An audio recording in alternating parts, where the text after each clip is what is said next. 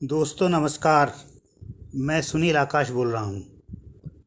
तीस्ता शीतलवाड़ के बारे में नई नई बातें सामने आ रही हैं। खबरें आ रही हैं कि अहमद पटेल ने सोनिया गांधी के इशारे पर शीतलवाड़ को मोदी को फंसाने के लिए आगे किया था। इसके लिए तीस्ता शीतलवाड़ ने 2 बार में अहमद पटेल से 30 लाख रुपए लिए थे।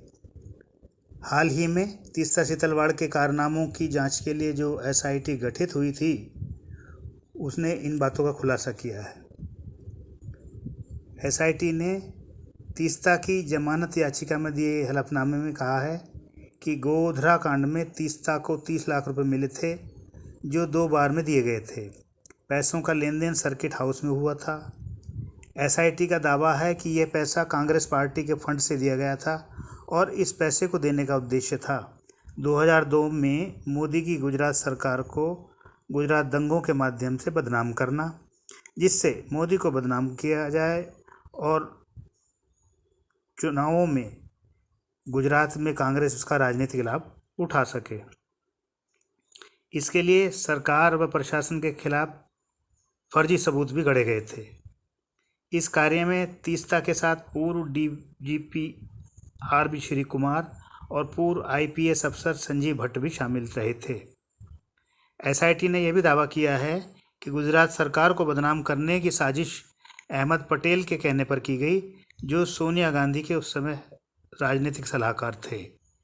इसके लिए तीस्ता ने स्वयं को राज्यसभा में भेजने की मांग भी की थी। दोस्तों, एक एक करके इस मामले में साजिशों के तार निकलकर निरंतर सामने आ रहे हैं। अभी और भी इस मामले में कई बातें सामने आ सकती हैं। उसका इंतज़ार करेंगे और आपको नए अपडेट देते रहेंगे। दोस्तों, आगे बढ़ते हैं। आम आदमी पार्टी के संयोजक केजरीवाल ने भी अपने समर्थन की घोषणा कर दी है। उनकी आम आदमी पार्टी ने कहा है कि जो मुर्मू जी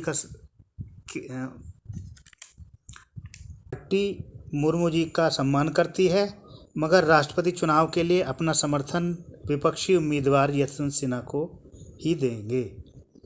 इस बारे में आम आदमी पार्टी के नेता संजय सिंह ने ये घोषणा की।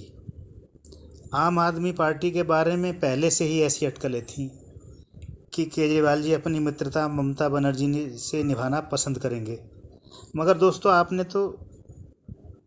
आप यानी आम आदमी पार्टी ने तो जो घोषणा की सो की, मगर सुनने में आ रहा है कि बंगाल में टीएमसी के कई विधायक व सांसद राष्ट्रपति चुनाव में क्रॉस वोटिंग करके श्रीमती द्रौपदी मुर्मू को वोट दे सकते हैं। दोस्तों, देखा आपने, ये ममता बनर्जी ने एक बीच का रास्ता निकाला है कि सांप भी मर जाए और लाठी भी न टूटे। यानी उनकी पार्टी से कुछ वोट यशवंत सिन्हा से चिटक कर मुर्मू जी को भी मिल जाएं, ताकि कल को वे ये कहने की हकदार हों कि हमने मजबूरी में यशवंत सिन्हा को समर्थन दिया था क्योंकि वे हमारे उम्मीदवार थे, वरना टीएमसी के काफ़ी लोगों ने तो द्रौपदी मुर्मू को समर्थन किया था और हमने भी किसी को रोका नहीं। ऐसा करके वे आगे तब जब कभी आदिवासियों में उनका विरोध होगा तो अपना मुंह उजला करने की कोशिश करेंगे। लेकिन दोस्तों, अभी भी ममता बनर्जी कुछ खेल कर सकती हैं। चलिए, अब जो भी हो, द्रौपदी मुर्मू भारी मतों से चुनाव जीतती नज़र आ रही हैं, इसलिए इन बातों के अब कोई मायने नहीं है। हम आगे बढ़ते हैं नई खबर की तरफ। दोस्तों, हमारे जो व्यूअर्स पश्चिम उत्तर प्रदेश से हैं, उन्हें जानकर ज़रूर अच्छा लगेगा कि पूर्व भाजपा प्रदेश अध्यक्ष भी श्री लक्ष्मीकांत वाजपेयी जी, जिन्होंने पिछले दिनों भाजपा ने राज्यसभा में भेजा था, उन्हें अब पार्टी ने एक और जिम्मेदारी देकर उनका मान बढ़ाया है। ये जिम्मेदारी है राज्यसभा में मुख्य सचेतक का पद, यानी चीफ व्हिप। यदि राज्यसभा सांसद कोई अनुशासनहीनता करता है तो श्री लक्ष्मीकांत वाजपेयी को ये अधिकार होगा कि वे उसके खिलाफ रिपोर्ट देकर राज्यसभा अध्यक्ष से उसकी शिकायत कर सकते हैं और उस सांसद के खिलाफ कार्रवाई के लिए प्रतिवेदन कर सकते हैं। इसके अलावा उनके काम होंगे विभिन्न बिलों पर सरकार की तरफ से समर्थन के लिए अपने सांसदों को व्हिप जारी करना, और कोई विरोध का मुद्दा आए तो उसके विरोध में सांसदों को समझाना।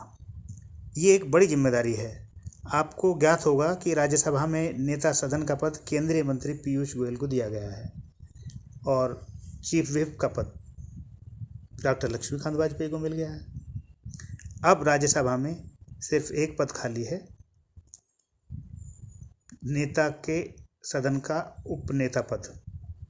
दोस्तों, लक्ष्मीकांत वाजपेयी मेरठ शहर विधानसभा से 4 बार चुनकर विधायक रह चुके हैं। सन 2014 के लोकसभा के चुनाव के समय वे उत्तर प्रदेश भाजपा के प्रदेश अध्यक्ष थे और उन्होंने बड़ी मेहनत करके पूरे प्रदेश का दौरा किया था और भाजपा की जड़ें मजबूत की थी, जिसके फलस्वरूप भाजपा ने उत्तर प्रदेश में बेहतरीन प्रदर्शन किया था। विधानसभा चुनाव 2022 से पहले पार्टी ने उन्हें प्रदेश में ज्वाइनिंग कमेटी का अध्यक्ष बनाया था। इस जिम्मेदारी को भी उन्होंने बखूबी निभाया था। अब आशा करता हूं कि वे राज्यसभा में भी कुछ अच्छा कार्य करके दिखाएंगे और क्षेत्र के लोगों की आकांक्षा वाले मुद्दों को जोर शोर से उठाकर इस क्षेत्र का कुछ भला कर पाएंगे। तो दोस्तों, आज के लिए इतना ही। कल किसी दूसरे विषय पर चर्चा करेंगे। नमस्कार। मेरा आपसे निवेदन है कि ये वीडियो अगर आपको पसंद आया है तो आप इसे लाइक करें, शेयर करें, सब्सक्राइब भी करें और बेल आइकन दबाना ना भूलें। धन्यवाद।